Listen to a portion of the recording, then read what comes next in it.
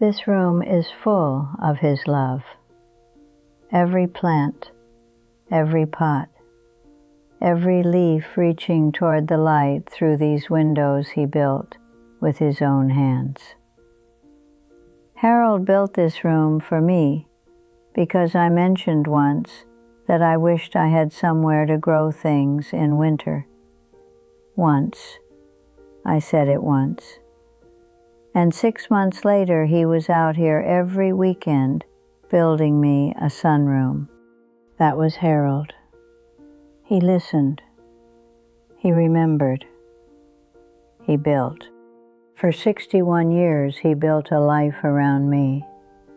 Everything he did was for me. Every decision, every choice, every dollar he earned, and every hour he worked. It was all for me. Building, building, building. A house around me. A life around me. A world where I was the center and he was the orbit. And in 61 years of being someone's whole world, I never once told him he was mine. I'm 94 years old. Harold has been gone for 2 years. And these plants are the only thing keeping me from disappearing completely. Because taking care of them is almost like taking care of him. Watering what he planted, tending what he built, keeping alive the things he wanted alive. But plants don't need to hear, "I love you." Plants don't spend 61 years wondering if they matter. Plants don't write in journals hoping their wife will someday tell them what they mean to her. Harold needed that, and I never gave it.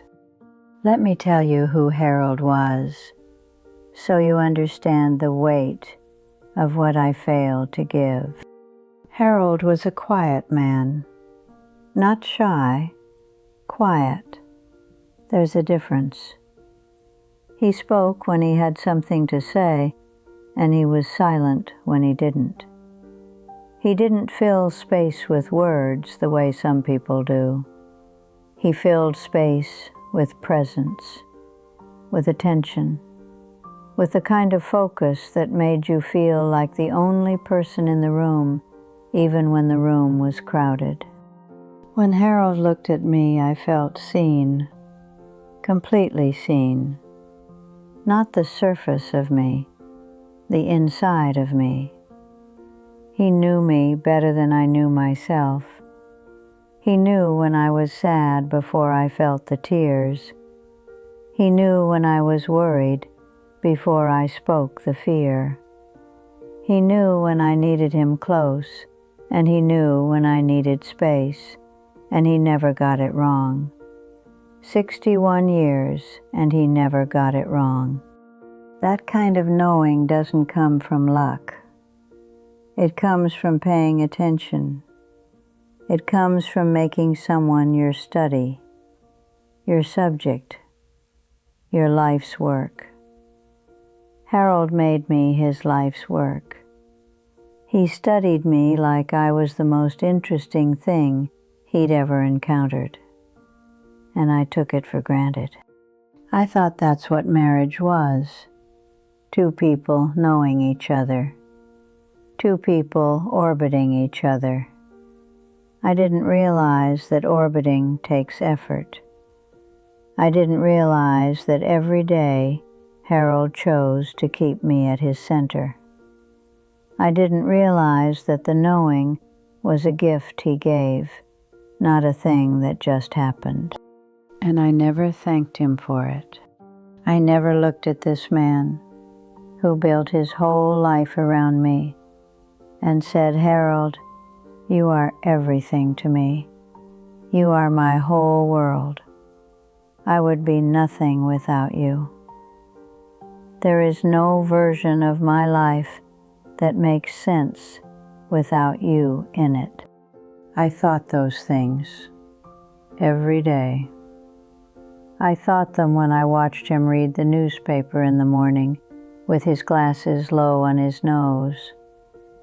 I thought them when I watched him work in the yard, his shirt wet with sweat, his hands in the dirt.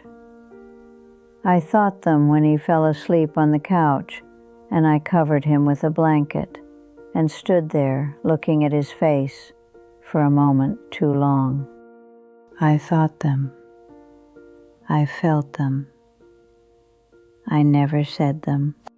Because my mother didn't say them. Because my father didn't say them. Because love in my family was a silent agreement. You stayed. You endured. You showed up. That was love. Words were extra. Words were unnecessary.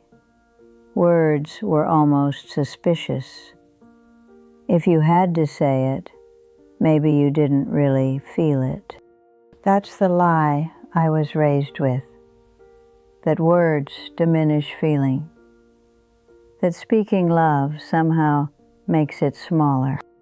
It's the opposite. Speaking love makes it real. Speaking love makes it land. Speaking love takes it out of your own chest, where only you can feel it, and puts it into the air where the other person can finally receive it. Harold received nothing. 61 years of feeling like my whole world, and receiving nothing in return but my presence, my cooking, my cleaning, my body in the bed next to his, physical evidence that I was there, but never verbal evidence that being there was a choice I made every day, because being anywhere else was unthinkable. He wrote letters. I found them after he died, in a box in the closet. Letters he wrote to me and never gave me. Maybe he was going to give them someday. Maybe he wrote them just to write them, just to get the words out, even if they never reached me. One letter was dated 2 years before he died. It said, "Agnes is watering her plants. I'm watching her from the doorway. She doesn't know I'm here. She talks to them, to the plants. She tells them they're doing good. She tells them to keep growing. She tells them she's proud of them. I wish she'd talk to me like she talks to those plants. Just once I'd like her to look at me and say, 'Harold, you're doing good. Harold, I'm proud of you. Harold, keep going.' I've been her husband for 59 years. I don't think she said those words to me 10 times. Maybe tomorrow. Maybe tomorrow." I read that letter standing in our closet with his clothes still hanging around me, and I couldn't breathe. I slid down the wall and I sat on the floor of the closet, surrounded by his shirts, and I read it again and again. I told the plants they were doing good. I told the plants I was proud of them. I told green leaves and stems and soil the words my husband was starving for. I talked to plants and stayed silent to the man who built me a room to put them in. The cruelty of it, the blindness of it. 61 years of looking at Harold and feeling so much and saying so little. And all that time he was watching me water plants and wondering why the plants got the words and he got the silence. I talk to him now, out loud, in this room, to the plants he gave me. I say, Harold, you were my whole world. Harold, you did so good. Harold, I was proud of you every single day. Harold, there was never a moment when I didn't feel lucky to be your wife. The plants hear it. The glass walls hear it. The gray sky hears it. Harold doesn't. If you have a person who has built their life around you, who shows up for you every day, who knows you better than you know yourself, who makes you their center, their study, their life's work, tell them. Not just I love you, that's the minimum. Go further. Tell them they're your whole world. Tell them you'd be lost without them. Tell them that the life you have only makes sense because they're in it.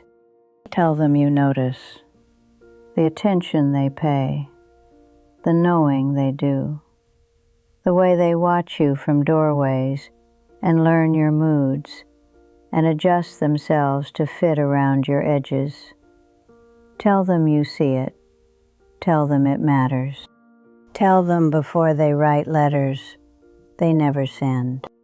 Before they watch you talk to plants and wonder why the plants get the words. Before maybe tomorrow runs out of tomorrows. Tell them tonight, out loud, their name and the words. Harold, you are my whole world. Say it first. Say it without prompting. Say it while they can still hear you. I have plants now, a whole room of them, green and alive because I keep them that way. But I don't have Harold. And all the words in the world can't bring him back to hear them. Don't wait until you're talking to plants. Talk to them. The person, the human, the one who built their life around you. Talk to them tonight. Tell them everything before the silence becomes permanent. Before the letters go unread. Before maybe tomorrow disappears. Please, talk to them